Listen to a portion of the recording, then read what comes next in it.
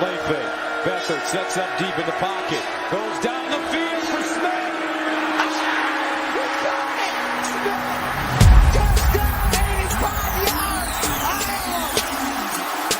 Has some time. Right corner of the end zone. Touchdown!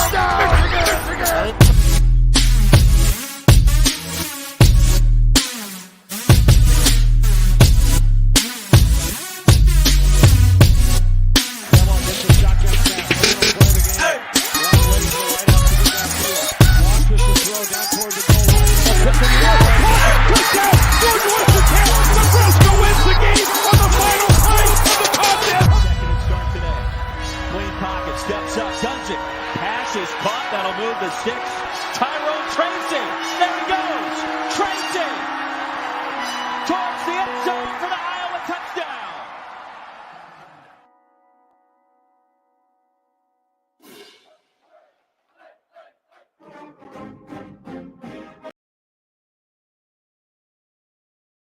We're not doing Iowa theme songs. You We had to nip that in the bud. Yeah. No, I heard it. I got rid of it. God damn it. What's up, We're guys? in the West, baby. We're taking the West. 17 points at a time. 17 points at a time. That West is just a mess, man. Oh, it's a hot dumpster fire. Dude, I'll tell you what though. I mean, that game I was in it. Like I said, the 82-inch TV had the Iowa-Wisconsin game on, and everything else was on iPads or I didn't even because YouTube TV you can multi-view, 4 games at a time. I didn't even bother doing that because I was invested in that. It was such ugly quarterback play on both sides. And then when Tanner Mordecai got hurt and then it was backup to backup, I was like, holy shit, like this game, what are we doing here? And then I had to leave and listen to it on the radio.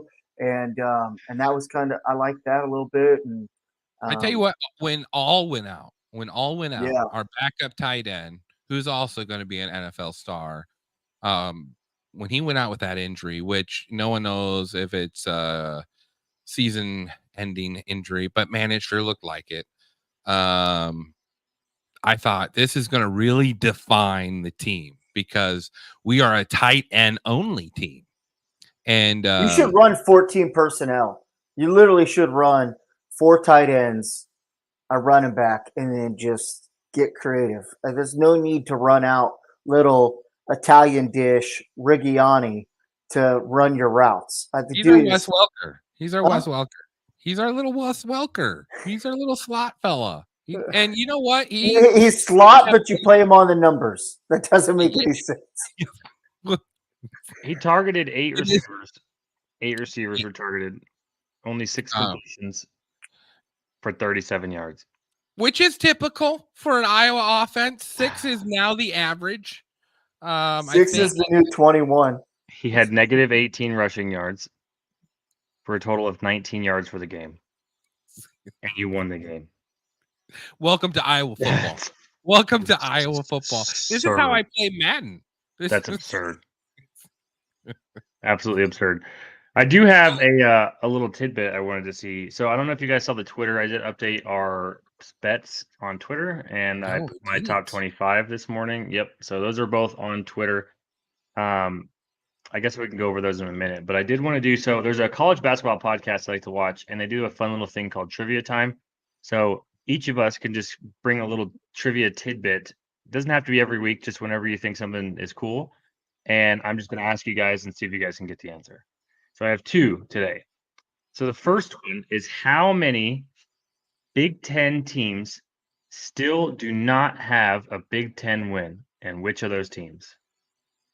Without looking it up.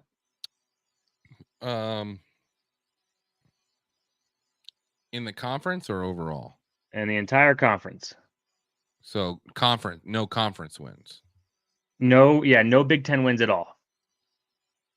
There's 2 teams. Okay, I gave you the answer. There's 2 teams. Illinois? What are the 2 teams?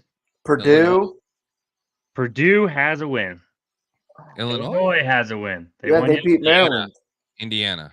Indiana's the one. They're one of the two. Indiana and Rutgers. No, Rutgers. No, they beat Michigan State. Yeah, they did. That's right. I think you just said it there. Michigan State. Michigan State. Michigan State, Ugh. Indiana, no wins in the Big Ten. So those are the two teams we are still. I remember the recap last week that was with you guys. We were trying to see who was going to get their first win. Illinois ended up upsetting Maryland, which I didn't think was possible. So that was a rough one. And then, yep. So there's my top 25. I updated that this morning. And if you scroll down a little there, Corey, you'll see the spread bet picks. I pinned that one. I don't know if I think you're just on the post itself. Yep, I am. So You didn't put USC. You didn't put Notre Dame above USC, huh? For Notre Dame shellacking USC last night. Or do you just think USC's body of work is better? Let me see here. Notre Dame above USC. Let me see where I put USC at here. 17. I may have had those mixed around. Actually, that's probably my bad. I can edit that and change that. Yeah, no, I think I needed Notre Dame above USC. They both don't have great. I mean, USC just got destroyed. Notre Dame has lost. They lost to Louisville. Louisville then lost to Pittsburgh. Yeah. That what the heck's going on with that? So who knows if any of those teams are any good at all? They're not. They were just ranked as they are every year. USC does this every year where they win a couple of games and then a mediocre team comes in and just plows over them. I think Louisville is good. I just think they just had one bad game. I think they're good enough to be ranked. That shellacking they took against Pitt, I don't think tells the true story. USC, we all know they can't play defense. I mean, they're not. Notre Dame, everyone was saying Notre Dame was so tired and they were going to get blown out, but Notre Dame looked really good. I think they wanted to show everybody, that they're good. And so did Notre Dame beat USC at the end of last year, or did USC win that game? They played last year as well. I think USC won that last year. Yeah, I think they did as well. So on our bet picks right here. So we're at 44 total games that we've picked so far. That's including some of the little extra games we've sprinkled in there throughout the weeks. So right now, money line, I'm at 38-6. Chris, you're at 37-7. So still one game back there. Corey, 33-11. So a few games back on the money line. And the spread, Chris, you were at 20-22-2. So almost even. Corey, 16-26-2. Oh, just getting destroyed. And Corey, mine is flipped from yours. So it's 26-16-2. So you guys have actually been the last couple weeks. You've caught up on a few of those every week. So I think we pretty much tied. Corey, you picked Penn State not to cover, so you went one behind us in this last week. So that's what kind of hurts you in this previous week that we looked at. But yeah, so that's where we're at with our total spread bet picks. I didn't add because I didn't see if you picked an extra game. So I didn't add the extra game. Yeah, I didn't add the extra games since you didn't pick one. So I would have actually lost that one. I don't know did yours win, Chris? That one? Oh yeah, I picked Arizona to beat Washington State, and they beat the dog crap. Oh yeah, they did. Yeah, they did. So yeah, you would have got that, but Corey screwed you over there by not picking a game. Bad. Yeah. Yep. And then the only other one I wanted to mention, which I thought was a cool tidbit. So the Big Ten right now, defensively. So it's the defensive stats, total defensive yards allowed per game. We have the top three, number 1, 2, and 3 in the entire college football. So Michigan, Penn State, Ohio State are 1, 2, and 3. We have 5 in the top 12. So if you add in, let me see my other 5 here. It is Iowa at number 4, and then Rutgers is in there. We have 7 in the top 25. So Wisconsin is the next one, and I believe I said Rutgers already. So it's Wisconsin and Nebraska. So that was just I thought that was pretty interesting. So Big Ten is still dominating defensively. I don't know if that's just because we're playing each other or not, but thought that was more or less an interesting stat. So any That more sums it thoughts? up. Yeah, sums it up. Yeah, exactly. So there, it's kind of an interesting league. I think, with as much weirdness that's happened this season with the Big Ten, it's still pretty interesting. So yeah, Corey, what you want to talk about your Huskers some more, or your Wow. your Hawkeyes some more? Wow. Hey, the H's get confusing sometimes. I mean, it was ugly football. It was, and we love ugly football.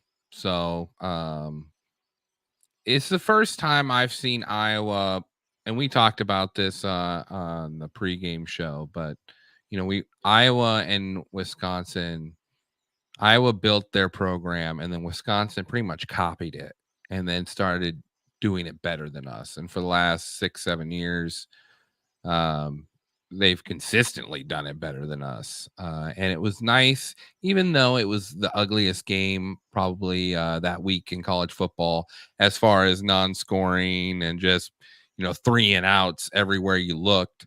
It was nice to see when Iowa, they had a couple of run plays. They were gouging them in runs. So that was nice to see. But I mean, I don't know how we lose the Big Ten West now, so we're, I don't see how we lose it. I mean, because of Wisconsin's the best team. Wisconsin, I mean, up to this, Wisconsin's the best team out there in the West. I think like all of us went in thinking like this is the Big Ten West championship game. And Wisconsin has won it the past few years. And usually who wins this game? I forget what the stat was, but it's, like I think it's over 60%. Whoever wins that game goes on to represent the Big Ten West. So, I forget who's left on our schedule. I can't remember anyone significant. We got Minnesota. I think we've got Purdue coming up. Or no, you already beat Purdue. You've got Minnesota, Northwestern, Rutgers, Illinois, and the Huskers. Rutgers could be an interesting game. Yeah, I'd be interesting to see. Rutgers will be really difficult. Is it in Iowa? It's in Kinnick. Yeah, so we should win that game. You only have 2 away games, and that's Wildcats, Huskers. So right, and Huskers could play spoiler this year. They'll definitely, especially if Iowa wins those games and a tough win. We have to beat Wisconsin. If we beat Wisconsin, it'll come down to you and I for the West, I believe. Wisconsin's offense is very. I mean, our defense is not great this year. It is good. It is a good defense. It's not a great defense. I think Nebraska has a great defense this year and a horrible offense. So, is it going to be in Nebraska, the Wisconsin game? No, I think it's in. It is was in Wisconsin. Yeah, it's in Camp Randall. Okay, so so that'll be interesting. But yeah, when is that game? That is on the 18th of next, so it's almost November. A month away. It's over a month away. Yeah. Okay, it's right before Iowa, huh? Mm-hmm. Yeah, because I think we end the season. We talked about this yesterday. We end the season Maryland, Wisconsin, Iowa. So if we can sweep Northwestern, Purdue, Michigan State. I don't know if that's the order. I think it might go Northwestern, Michigan State, Purdue, but whatever. I know it's Northwestern first, but if we can go 3-0, and then those next 3, if we beat Wisconsin and we lose, say we lose to Maryland, right? That's not gonna. Because they're still in East and a West. I don't think that hurts us if we lose to Maryland, because if we beat Wisconsin, well, shit, we lost to Minnesota. So yeah, but that's early. That's early season. I think you've definitely turned a corner in Nebraska, and the fact you're taking on Northwestern right off a bye. I think the mentality of that team is starting to shift. We're seeing that they believe they're not worthless. And they're no longer in an abusive relationship. So I think And you're going to see them really bloom. And I think this last week has shown that, you had your two toughest games minus the Iowa game, Maryland and at Wisconsin. I think those two teams just show that they're not all that great in this last week. I Yeah, mean, my Husker channels that I follow on Twitter, they were all like, "We can do this. We can go 6-0." No matter what, they're always like they always throw shade at Iowa, so I just giggle. But they're like, Northwestern doesn't have, or Michigan State doesn't have a head coach. Northwestern likes to abuse each other. Purdue. Purdue sucks. Wisconsin just got beat by Illinois, and we beat Illinois. Like they were breaking it all down, and they were like, "We can do this. We can go 6-0." This is all right. And what's your record? I think Iowa would still have to lose another game in. And it's possible. Rutgers is Rucker will play down in the trenches with you. But you only have one loss, and that was to an East team. So even if you have to lose to a West team for us to battle for the West crown, right? Because we have a loss in the West against Minnesota. You don't have one yet. So you'd have to get one, right, for us to, for it to matter? I don't believe that. I think it goes off the full Big Ten loss schedule. So like if our only loss was to Penn State and you played nothing but West teams and you won all yours, I believe so. The current rankings I'm looking at, it's basing it off the entire conference schedule. Yes. Yep. Yeah. So it shows Iowa just leading the West with a total of a 3-1. It doesn't actually just show 3-0 with minus the Penn State game. It shows 3-1, and then for Wisconsin 2-1, Nebraska 1-2. Oh, so it does. Okay, because I thought it went by. I think that's the tiebreaker. Okay. So I think if it comes down to two teams that have the same, but your record in the West is better than the other team's record in the West, then you win the tiebreaker. Gotcha. Okay. Mm-hmm. So I think that's how that goes. So yeah, the West is. I mean, we've talked about this every week. The West is just who knows what's going to happen. I will admit Iowa did kind of break away a little bit with that win. I think so. I think Iowa, as long as they can keep winning these other theirs games, to lose for sure. It turns out that you just need to average 20.4 points a game in order to win. I don't even think you're going to hit that average this year. That's what we're at right now, 20.4. Oh, that's going down. Our fight to 325. Yeah, I think if you guys can get 3 scores, like 2 touchdowns and a field goal every game, you'd be happy. 17 points. 17 points wins it for Iowa football every time. Yeah, 17. It blows my mind. Like I put that long rant in the chat, and I know it's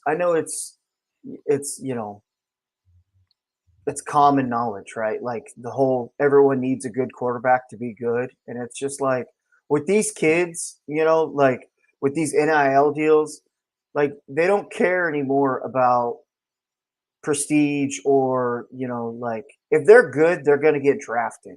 They care about money now. They want to make the most amount of money.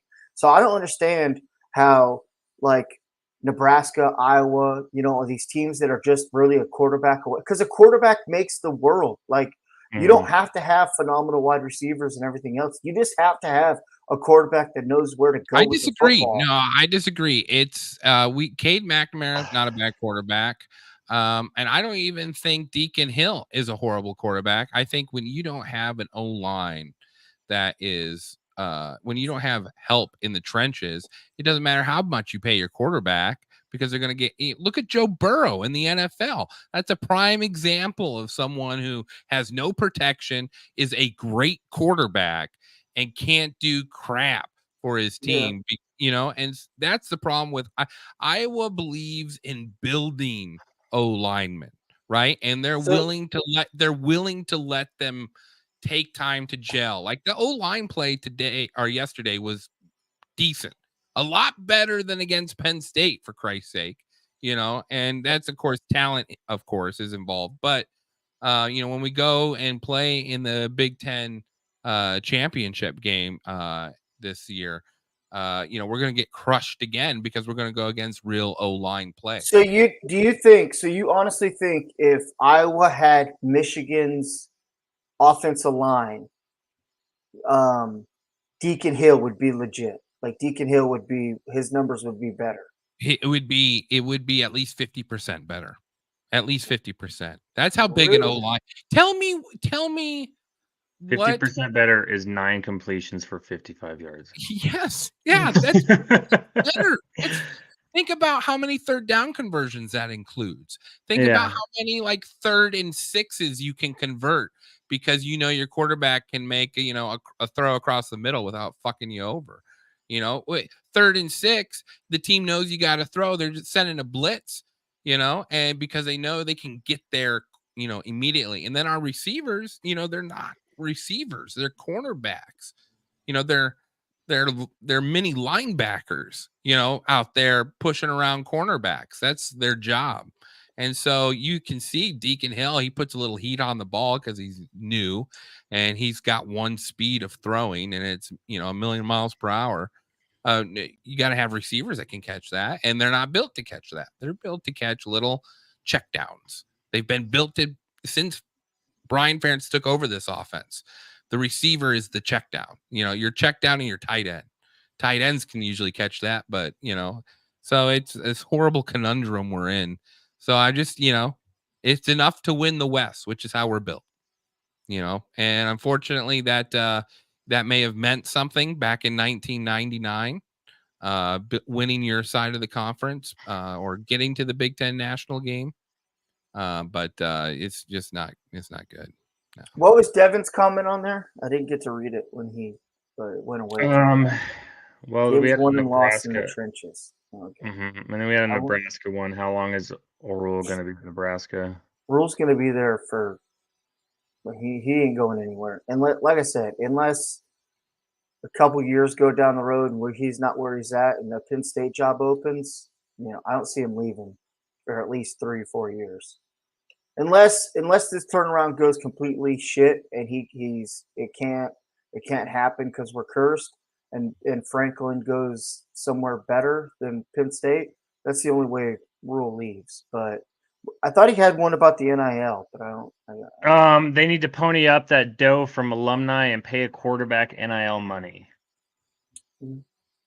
But I mean, maybe if we, it is one in the trenches, right? But I thought at least with like, that was my thing. If you had Michigan, because say Michigan, they have allowed the least amount of sacks until yesterday. I mean, they allowed 3 yesterday. Yeah, but see, that's what I'm saying. You take their offensive line and you put our quarterback behind it, or you put Deacon Hill behind it, like. Does that take their subpar play and make them above average to win bigger ball games? Or is it a half-ass offensive line? You put a great quarterback back there like Caleb Williams or Drake May, and you have the Tom Brady effect. It works. Well, Tom Brady was not an athletic quarterback that could just run around. Well, no, he needed a great O-line. You're thinking like a Robert Griffin the third. Think about his O-line. I think Tom Brady, like Michael Vick against in Atlanta. Sure, every now and then you get a great mobile quarterback. I think Ohio State's a testament to that. Like when their O-line isn't great, they have a good mobile quarterback to compensate for that. That's just smart coaching. But that doesn't, you guys had a mobile quarterback and it led to some great flash pan wins, but it wasn't ever consistent. It's not a consistent way to win football. You got to have a great O-line. And with it, like if I was Iowa, that's what I'd be investing in. Great O-line, build up your other players. You already know how to build up tight ends. Why can't you bring in a guy that's 2 years in another league and playing great O-line and promise him, hey, come to the conference where O-line plays, or O-line play matters. Mm-hmm. So, and I don't think Ferentz knows how to strategize this, Neil. He believes in, hey, we're going to take your boy who's 18 years old and we're going to turn him into a man here at Iowa football. And we're going to give him 3 solid years playing. And that first year out on the field, he's just going to get demolished. And that's okay because, you know, and it's true. Like, it is true. Like, by the end, when they're seniors, these are grown men that Iowa puts on some of their best offensive performances in those years. And it's because he's molded them. But, you know, there's got to be some sort of farm where, like, you've got assistant coaches that have gone and they're coaching community ball or, you know, FCS or whatever, you know, and you can pick his players and you know, get your recruits into that school for the first year or two to develop them and then bring them up. You know, I don't understand why we're not making deals with other little colleges for farming. Well, that's like, you know, like Nebraska lost out on that 5-star offensive tackle. He chose Texas because Texas paid him the most amount of money, you know, and then the number one transfer portal lineman out of Rhode Island, I want to say he went to Texas or he went SEC because of money. Like, you know what I mean? Like it's all just coming down to who can offer the biggest bag now. Like it's. Well, and there's plenty of kids. There's plenty of kids. So it doesn't mean that they're all going to get sopped up and within 5 schools. Yeah. There's plenty of kids that need time to develop too, that turn into superstars late. You know, like Dallas Clark was a walk-on offensive lineman. What a star. You know, and he became a Super Bowl tight end. Yeah. And so, like, there's going to be teams that aren't going to recruit some kids and that will take less money for a chance to play right now. Trust me, I miss the days of Nebraska having a dominant offensive line, telling them across the ball, hey, it's coming through the B gap. Good luck.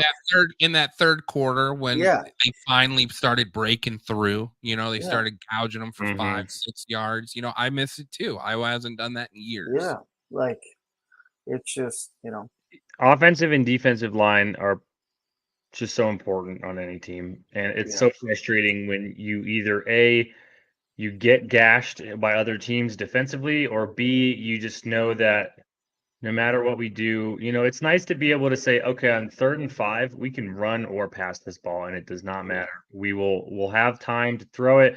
Our offensive line is good enough that we could pick this up over on the ground, rather than saying, well, now we have to pass and my guy's going to get blitzed like hell, and this is all going to go to shit. The chances that scares defenses when they know that O-line is bigger than them, because now you're throwing another man in the box. If you're a zone-oriented team that takes a man out of zone for you because he's got to watch the damn running back on a 3rd and 5 instead of being able to drop back in coverage and expect your D-line to get there. So, I mean, you know. Yep. Offensive, you know, just go ahead.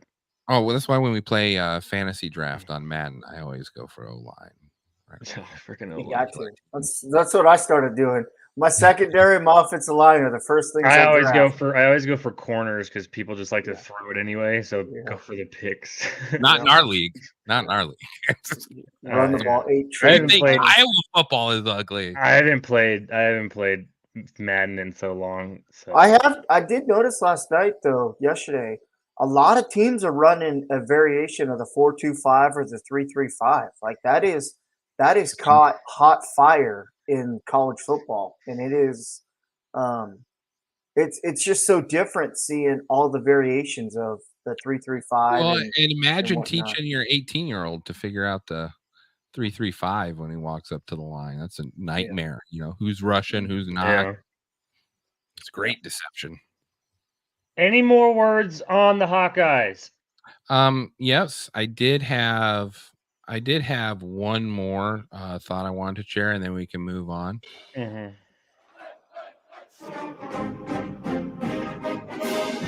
Yeah.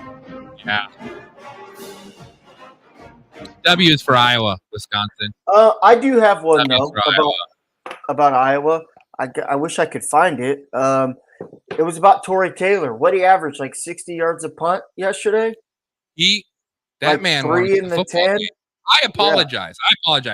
That guy was our MVP. He won us every time Iowa went 3 and out on their own 10-yard line. This kid was nailed. He outkicked coverage one time. The guy was at the 40 and he kicked it past to the 25. And the guy was like, "Oh shit." Yeah, I think it was either 50 something or 60 he averaged on his punts. And yeah, that's pretty impressive. It flipped the game. Every time I watched it, Wisconsin it felt like they were coming out on the 10 or the 20. He averaged 50 yards a punt. He 50? Punted 10 times for a total of 506 yards. His long was a 62. And that long for 62 was huge because we were backed up on our 15-yard line when he punted that. And it was for sure it could have been a swing in momentum. And the guy that was to receive the punt was too far up. So and then of course he's a specialist at when that thing lands it to roll back even further. And so he got another 10 yards on the roll because the guy didn't. That punting game is, I really hope, what's his name? Lamar Woods, our special teams coordinator is appointed to head coach position when Ferentz steps down. I really hope that they are breeding or grooming or cloning a Tory Taylor when he goes pro, because the way he's kept Iowa in it for 4 years now, it's going to be a game changer when he leaves. You know what I mean? I kind of wish they'd send out another punter, just one game, just to show you the difference that man alone makes on flipping the field. When they talk about, and it will never happen. It will never happen. But when they talk about Heisman, I don't understand. You talk about one person who has changed the chances of a team winning more than any other person for any other team. It is Tory Taylor, because he has kept a 30th ranked offense in it because he's able to coffin punt consistently for 3 years now. He's been able to do it. Heisman.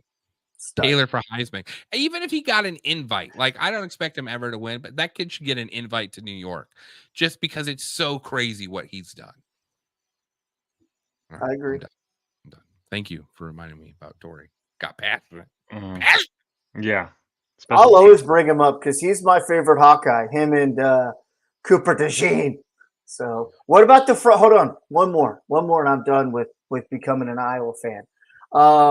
The freshman linebacker Castro, that dude played phenomenal football last night. Phenomenal football. Yeah, 7 solo tackles, 2 tackles for losses. That was. I thought I was watching Chad Greenway out there for a minute, just like a Jack Campbell, a solid Iowa linebacker that made his presence felt. And when I found out he was a freshman, I was like, oh boy. Yeah, let's hope you can hold on to him. Yeah. I mean, Jay Higgins had 13 total tackles with 7 solo tackles, so no tackles for loss, and then right behind him was Castro with 7 solo tackles as well. But the 2 tackles for loss were huge. It's the scheme. That scheme, as long as you do your job, you will win every time, if you're physically matched. And Iowa was against Wisconsin. So Wisconsin definitely not good. Not a good team this year, I don't think. No, I think they were better. Yeah, I think they're going to be a little up and down this year. So, yeah. Very interesting for Wisconsin. You lose that quarterback for Wisconsin, and you could tell that he doesn't have his I don't think you win there. With Mordecai in there, though. I don't think they win that game with Mordecai. Yeah. To bridge this conversation with quarterback play, Michigan had a backup quarterback play yesterday, 5 for 5 with a touchdown. So if you're looking for another quarterback, we might have another backup you can steal. I appreciate that. Listen, talk to us when y'all play somebody. I'm so sick of this. I'm so sick of this. I mean, and that's playing a team I love. But I mean, gosh dang it, Michigan. I actually thought Indiana was going to have a decent game against us. I don't know if you watched the beginning of the I game. turned it on. It was 7-0, and I was like, "Come on, Indiana, make it interesting." Yeah. Yeah. Well, we went, we couldn't, their first 4 drives, they drove it to our side of the ball or our side of the field. A couple interceptions screwed them over. They scored on one of them, and then they never got past the 50. They had to score on trickery. Like that's Yeah. the only thing that like Michigan always kind of cracks at is they'll stop traditional all day, but you throw any kind of trickery wrinkle in there, and it like there's just always a breakdown with them. But you're not going to do that the entire game. So exactly, you got one chance to do it and score, and then hope to God you figure out how to play real football. So. Yeah, no, actually, from the beginning of that game, I thought Indiana, I thought maybe they had a good game plan against our defense. And then after those first few drives, I guess it really kind of just broke down or those guys just got tired. I don't know what it was on their end, but they couldn't really do anything after that. Yeah. There's really not much to talk about in that game. 52-7. Indiana scored early. It technically was a bigger win than last week. They had one moment of hope. That was it, and then it was just immediately ripped from them. Yeah. Well, just the size difference. I mean, I thought Nebraska looked kind of small against Michigan. Indiana, it looked like 7A football to 1A. I mean, it looked like those. I don't know what plantation Michigan's going to get their big old dudes, but it's. I mean, holy mac and cheese. Like that, I just going against sticking your fingers into the ground, looking up and realizing that person across from you is W. It's like he ate you. Like get out of here. Like no thank you. I'm gonna whisper under my breath, please just don't pancake me. I'll give you a fake effort, but just don't embarrass me. My family's here. My family's here. I got people watching me. I got. I got to go back to school on Monday. Yeah, exactly. My girlfriend, man, she's gonna be cold. Don't do this. I'm just like, it's. I mean, good on him. Good on Harbaugh getting the pieces. That's what Harbaugh he harps on. That O&D line, man. Those are his favorite things, and then he builds kind of around those pieces because we've never had like a star power wide receiver in the last few years like some of the Ohio States have had and some of like LSU, Tennessee, just any SEC in general, how they have these star powered Bama obviously wide receivers. And I mean we've had good backs like Blake Corum is a good back, but now we're kind of more of a back by committee with Donovan Edwards. And well, that's just when you start recruiting 4 and 5 star guys. You got to go committee. You can't because they'll leave, and then you'll have an instance where Corum goes down, and thank God you have Dylan Edwards there the whole time, or Don and you have to. You can't. It's not the days of having a Mike Hart or Maurice Clarett back there, and you can give them a 3-1 carries because you know that they're going to hold up, and you're not worried about losing talent out. But now, like it's if the quarterbacks don't play, they're transferring. If these running backs don't get the staffs, they're transferring. Everyone is so damn give me. Like no one wants to hang out and wait anymore. So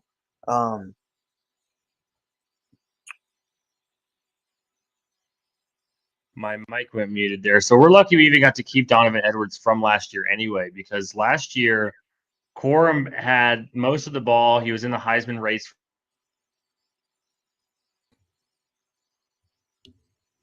Here, your mic keeps going muted there, buddy.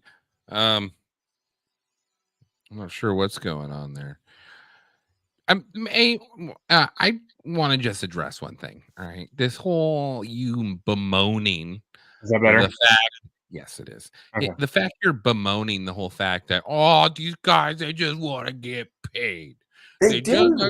Don't you want to get paid? I do. And if someone gave you more money, aren't you going to go there and get paid more money? You know the answer. No, well, I would stay. Like, look, okay. The way I see it, if my 1A school, my one school, gave me the opportunity, I'm going to ride and die with Nebraska. But you don't find kids like that anymore that are like, I grew up dying for Michigan, dying for Iowa, dying for XYZ.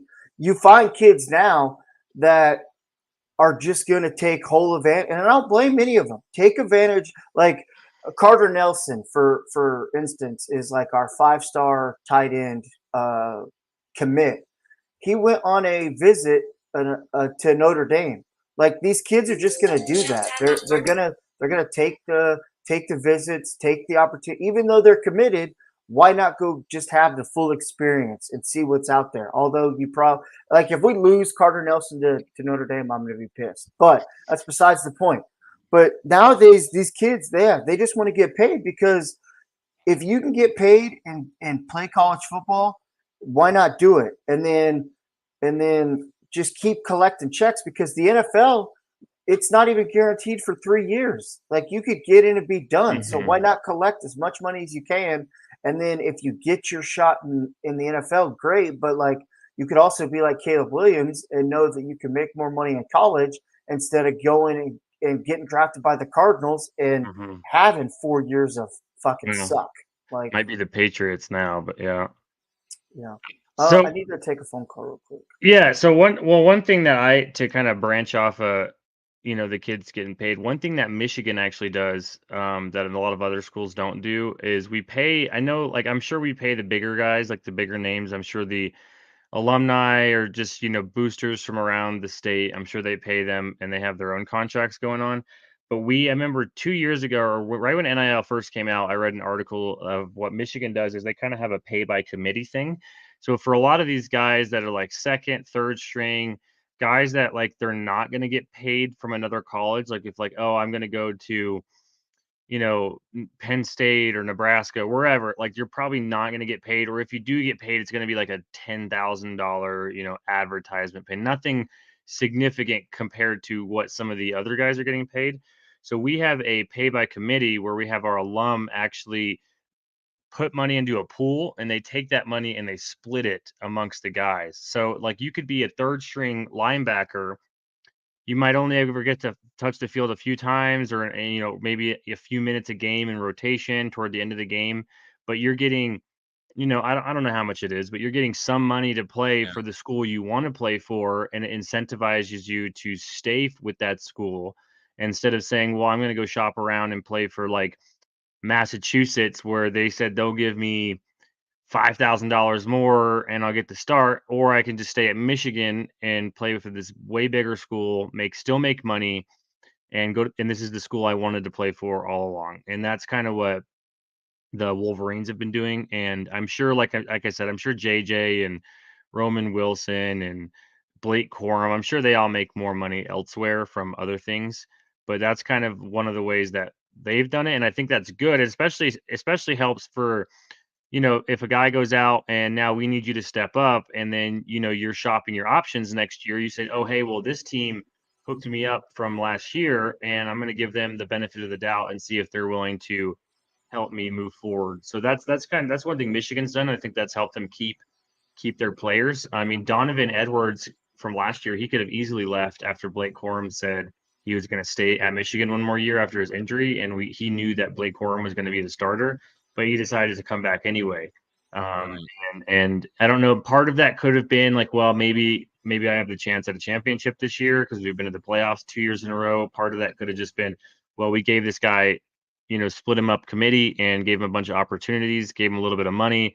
And he's like, all right, hey, I like this school. I wanted to go to this school. I'm going to stay here. So I think stuff like that's important. I think another problem too with some schools, if you haven't had success recently, it's hard to get the kids bought in, the new students bought into saying, hey, we can turn this around, even though I haven't seen it turned around in the last 5, 10, 20 years. Or it might be even hard to get your own boosters to want to agree to fork money out for a team that they don't think will succeed anyway. I think that could be another problem. It's a lot easier for, I would assume, Alabama to tell a booster, like, look at what we've done over the last 20 years, give us money and I will do it again, versus, you have a team like any other team that hasn't been successful, and you say, hey, look what we've done over the last 20 years. We haven't been successful. Give us money and we're going to try to do it. And a booster might be like, it's going to be the same result and I just lose my money. So I might not want to do that. Do you think someone has already figured it out, or do you think that, I mean, obviously there's a bunch of different teams.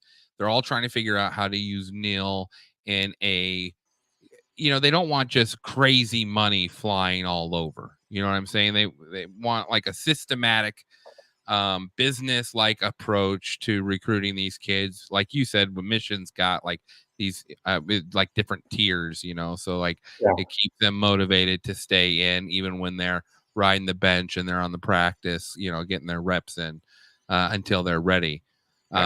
But there's got to be other systems out there. Georgia's got to have. I mean, Georgia's been doing this for years, so now they can just do it legally. I think college basketball has it figured out more than college football right now. In college basketball, you have a starting lineup of 5, right? And then obviously we'd probably all agree that the quarterback's the most important position in football. So you have, having the best quarterback in the world and then building around that quarterback, whether it be line receivers, tight ends, running backs, whatever it is, defense. That's obviously important, but it's a lot harder to pay 22 people and get 22 solid people that are going to want to work together than it is to get just 5 solid dudes on a basketball court. And yeah, Georgia football wise, Georgia doesn't care about their basketball team like they care about their football teams. They don't fork out for their basketball team like they do for football. But like teams like Kentucky and North Carolina and Duke in basketball, they have it figured out to a T where not to a T, I would say, but they have it figured out to a point to where they're paying these guys millions and millions of dollars, like literally millions of dollars to play basketball. And, to get 5 guys to buy in and then a couple guys on the bench versus getting 22 or versus saying, going to a booster and saying, we need to pay 22 different people for both of our starting lineups versus like, we just need 2 solid basketball players is a lot different. So I think for football, I think there's still going to be some working out. And I mean, perfect example was, I believe it was last year, Texas A&M had like the most 5 stars in the entire nation. They were ranked preseason 2, 3, 4, and then they sucked. They were just losing games. They had the number 1 class. Yeah, they're bad this year too. So it's like and obviously they're paying these 5-star guys. There's no way these guys are just playing for A&M for free.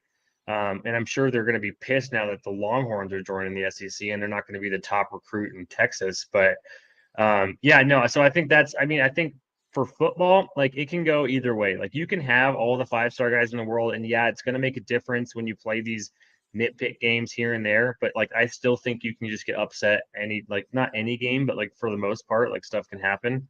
And so I don't think anyone's had it figured out yet. I don't think anyone does. And I mean, there's always going to be a school that says, well, we're willing to pay more, or we're not willing to pay that. So I think you'll find there'll be loyal kids too that are willing to. Yeah, I mean, if you grew up like May said, if you grew up in Texas and you want to play for the Longhorns and they offered you $50,000 less than Wisconsin offered you, but you're like, well, I'd rather play for the Longhorns because this is where I wanted to play. Then you're still gonna have those kids that want to do that. But then you're gonna have people that's like, yo, these guys literally offered me hundreds of thousands of dollars more to go to a school that I've never wanted to play for, but I don't think I'm an NFL player. I need to go make the money right now. So we'll see. NIL is going to be interesting over the next 10 or 20 years to see how it actually changes the landscape of college football.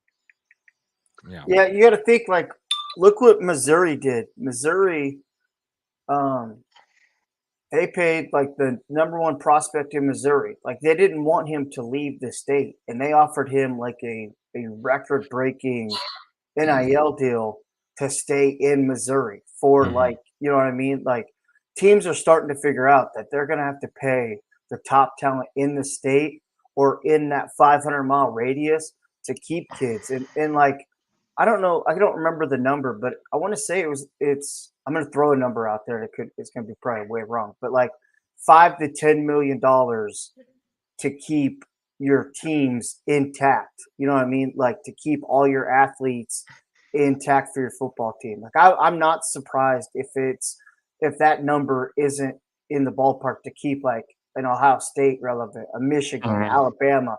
You know what I mean? Like Nebraska and Iowa, I don't know if the NIL is that crazy where you're gonna have to fork up. It eventually will be. The guys will figure out that, hey, we're gonna have to start, being in the millions on some of these kids instead of like the 20, 50, even $150,000 range. You're gonna have to start paying, Yeah. 300 to 600,000 for some of these fucking high school kids, and that is insane.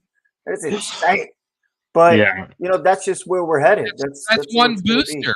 That's Yeah. one booster. Yeah.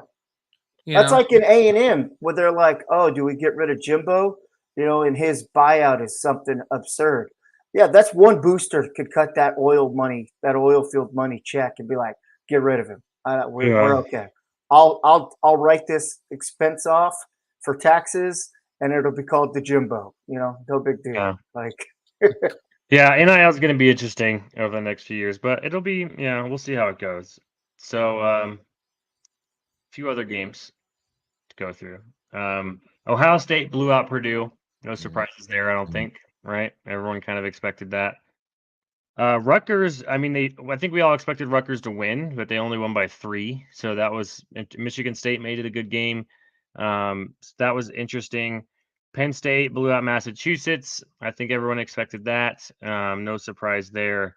I think the really only a surprising game yesterday was Illinois upsetting Maryland in Maryland, 27-24.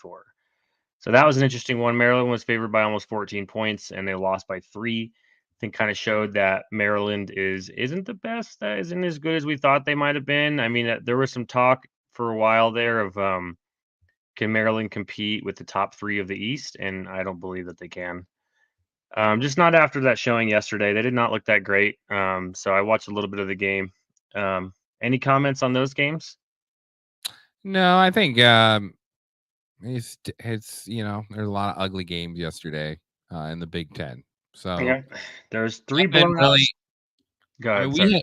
I'd just say we had to make a big deal out of Iowa, Wisconsin, because that was literally the highlight game. That was the highlight of the game. That was the highlight of the week for sure. That one, and then just the random upset of Illinois getting their first Big Ten win over Maryland yesterday, which is kind of a screwball in the whole thing. Rutgers, MSU, nothing surprising, and the other 3 blowouts. No one really expected anything different. So next week we have a great game though. Penn State, Ohio State. I know. Looking forward to that one. We'll preview it next week though, so I don't want to talk too much about it now, but I am excited for that game next week. Deion Sanders going through some learning pains. Oh yeah, Deion. They got to figure out. He said they got to figure out if they love the game or not just like it. So. Yeah, I saw someone the other day say something, or yesterday. They said, "Don't worry, the Buffs still have a chance at a Pac-12 championship," and I was like, "Get the fuck out of here!" The team I really love now watching is that Arizona squad. If you get a chance to watch Arizona, like they almost beat Washington, they almost beat USC, and then they dismantled Washington State. Like their last 3 games, holy buckets! Have they ever since making that quarterback switch? They look impressive. I mean, they're fun to watch, and they're fun to listen to, because half the time you can't watch Arizona because you have to have Pac-12 plus or some bullshit, so you can't ever watch it. But if you can listen to them on the radio or whatever, that little quarterback they got and that squad, it's interesting. But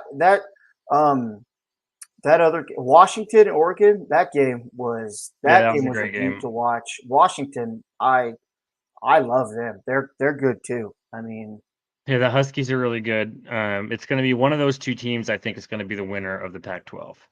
It'll be either Washington or Oregon. Because Oregon they only lost by 3 in an away game to a really good Washington team, so I think they're still really good. But yeah, they'll be interesting for them too. So.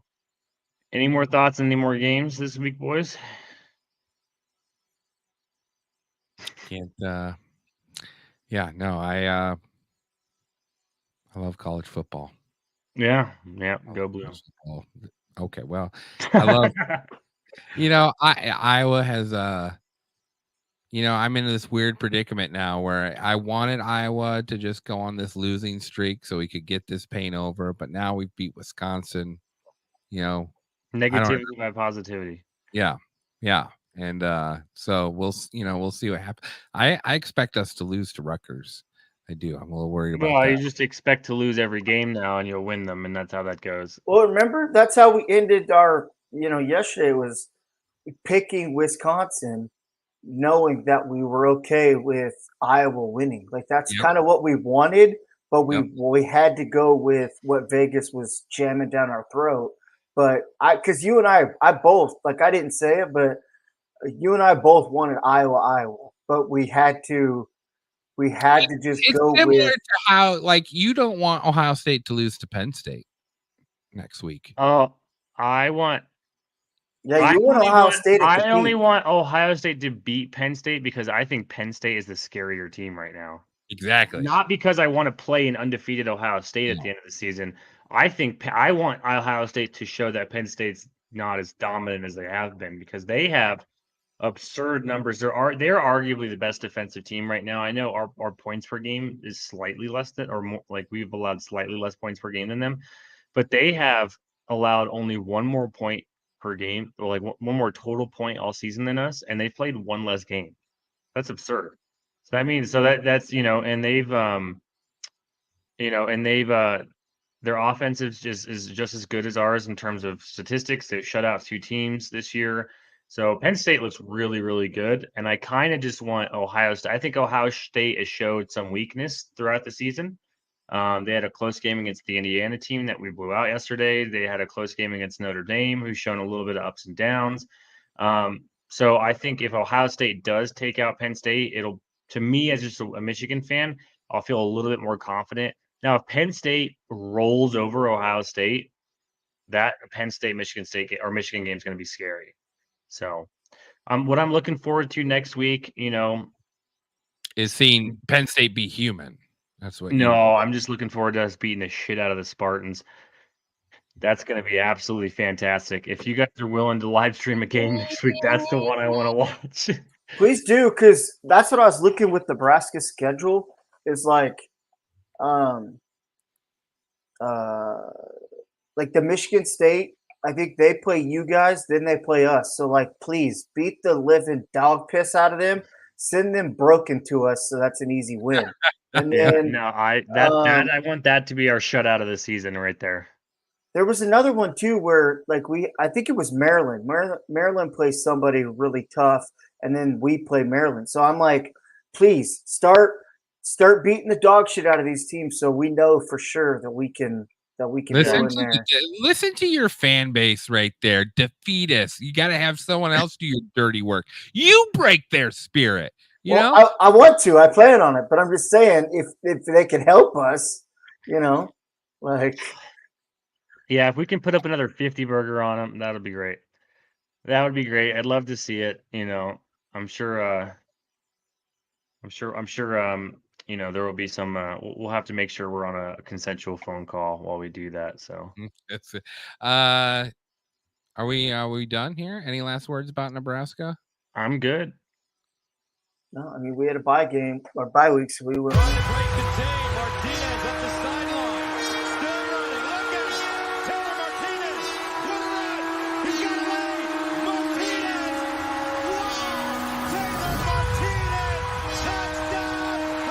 Play fake.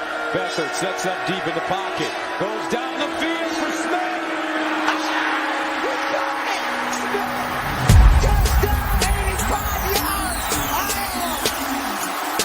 Has some time. Right corner of the